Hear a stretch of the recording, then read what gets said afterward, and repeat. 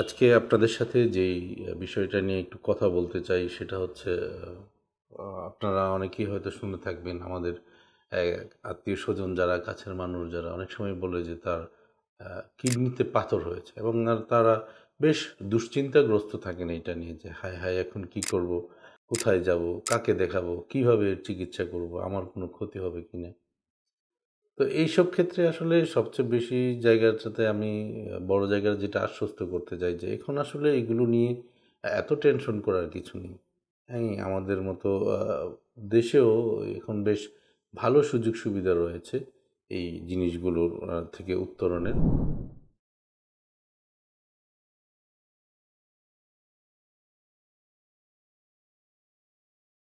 তো প্রথমেই আমরা আসি আসলে আপনি কিভাবে বুঝতে পারেন যে আপনার কিডনিতে পাথর হয়েছে? তো স্বাভাবিকভাবেই প্রথমেই যেই সমস্যাটা নিয়ে মানুষজন একজন ডাক্তারের কাছে যান, দেখা যায় যে সে ব্যথার কথা বলে।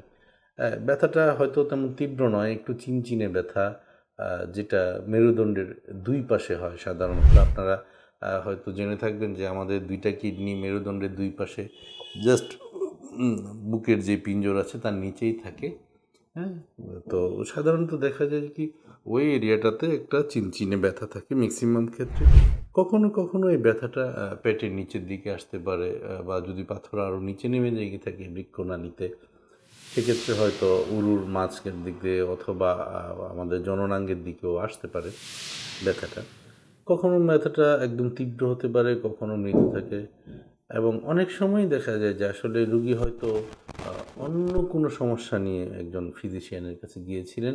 তো সেক্ষেত্রে ওনারা পরীক্ষা নিরীক্ষা করে বললেন যে আপনার তো কিডনিতে পাথর আছে। তো যদি এরকম কোনো সমস্যা নিয়ে আসি তাহলে আমাদের আসলে আরও কিছু লক্ষণ থাকতে পারে। সেটা হতে পারে যে ধরুন আপনার অনেক ব্যথা, তীব্র ব্যথা হতে পারে। আপনার আরও কিডনি ফুলে গিয়ে হয়তো এরকমও হইতে পারে যে আপনি হাত দিলে পেটের মধ্যে একটা চাকা লাগতে পারে, যেটাকে আমরা হাইড্রোনেফ্রোসিস বলে থাকি। এমনও হতে পারে যে আপনার পাথর কখনো ছোটো পাথর আপনার প্রস্রাবের সাথে হঠাৎ করে বেরিয়ে গেল, সেটা হতে পারে। আর যেগুলো হয় যে এক্স-রে করলো বা আল্ট্রাসোনোগ্রাফি করলো, বলল যে পাথর আছে আপনার। তো কাদের হতে পারে? যারা সাধারণত আমরা এরকম দেখি যে কিছু খুব কনসেনট্রেটেড থাকে যাদের শরীর, কনসেনট্রেটেড বলতে আমি যেটা বলতেছি যাদের পানি শূন্যতা বেশি থাকে। ধরেন মাঠে যারা কাজ করেন তারা যদি খুব কম পানি খেয়ে থাকেন, অথবা বিশেষ করে আমাদের দেশে যেটা হয় যে আমাদের মধ্যপ্রাচ্যে যেই প্রবাসী ভাইরা থাকেন তাদের মধ্যে এই হারটা অনেক বেশি। হুম? তারা দেখা যায় যে তারা ওখানে পানি কম খান। সেক্ষেত্রে তাদের প্রস্রাব একটু কনসেনট্রেটেড থাকে এবং তাদের এই সমস্যাগুলো একটু বেশি হয়। যদি এরকম সমস্যা হয় তাহলে আমরা সাধারণত যেটা করি সে কিছু পরীক্ষা নিরীক্ষা করে থাকি। পাথর থাকলেই যে আপনাকে একদম প্রথমেই অপারেশন করে ফেলতে হবে বা কেটে ফেলতে হবে, জিনিসটা এইরকম নয়। যদি ছোট পাথর হয়, এইগুলো পাথরের আসলে চিকিৎসার ধরন এখন অনেক রকম আছে। যদি ছোট হয় অনেক সময় দেখা যায় যে আমরা এমনিতেই রেখে দিই যে বের হয়ে যায় কিনা। রুগীকে আমরা একটু বেশি পানি খেতে বলি, এক্সারসাইজ করতে বলি। আর ওর কিছু যদি থাকে সেক্ষেত্রেও অনেকগুলো পদ্ধতি রয়েছে। তো সেক্ষেত্রে আপনাকে একজন অভিজ্ঞ ইউরোলজিস্টের কাছে গিয়ে আমরা যেগুলো বলি সেই পরীক্ষাগুলো হয়তো আপনাকে করতে হবে। আমরা সাধারণত একটু প্রস্রাবের পরীক্ষা করে থাকি কিডনির ফাংশনটা দেখার জন্য। একটু ক্রিয়েটিনিন দেখে থাকি। তো যেটা বলেছি যে একটা সহজ পরীক্ষা, একটা আল্ট্রাসোনোগ্রাফি করে থাকি, একটা এক্স-রে করে থাকি। যদি সেক্ষেত্রে দেখা যায় যে এখানে পাথরের কোনো অস্তিত্ব আছে, সেক্ষেত্রে আমরা আরও কিছু উন্নত পরীক্ষা করে থাকি যে আপনারা জানেন কোথায় পাথরটা আছে। কিডনির পাথরের চিকিৎসার ক্ষেত্রে সেটাও একটা গুরুত্বপূর্ণ বিষয় যে কিডনির কোন জায়গাটায় পাথরটা রয়েছে এবং এর সাইজ, এর রাস্তা ড্রেনেজ সিস্টেম ব্লক করলো কি করলো না সেটার উপরে নির্ভর করে। কখনো কখনো আমরা যখন এই পরীক্ষাগুলো দিয়ে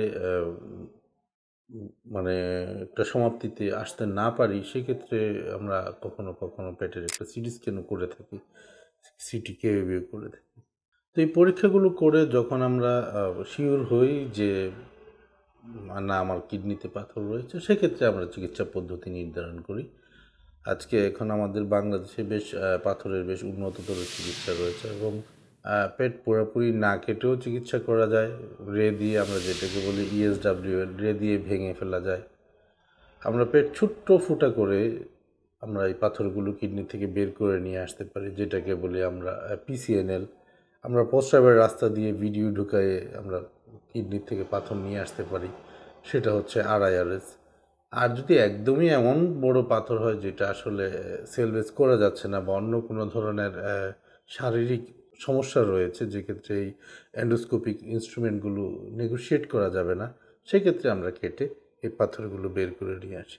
তবে সেই ক্ষেত্রে যাই হোক না কেন, আমি আসলে আপনাদেরকে যে কথাটা বলতে চাই, যদি কোনো কারণে আপনারা জেনেই থাকেন যে আপনাদের কিডনিতে পাথর রয়েছে, আতঙ্কিত হওয়ার কিছু নেই। বাংলাদেশেই এখন এর পূর্ণাঙ্গ এবং অনেক সুন্দর সুন্দর চিকিৎসা পদ্ধতি রয়েছে। আশা করি আপনারা একজন ইউরোলজিস্টের সাথে দেখা করে আপনাদের এই পাথরের সমস্যার সমাধান করতে পারবেন। ধন্যবাদ আপনাদের সবাইকে। আসসালামু আলাইকুম।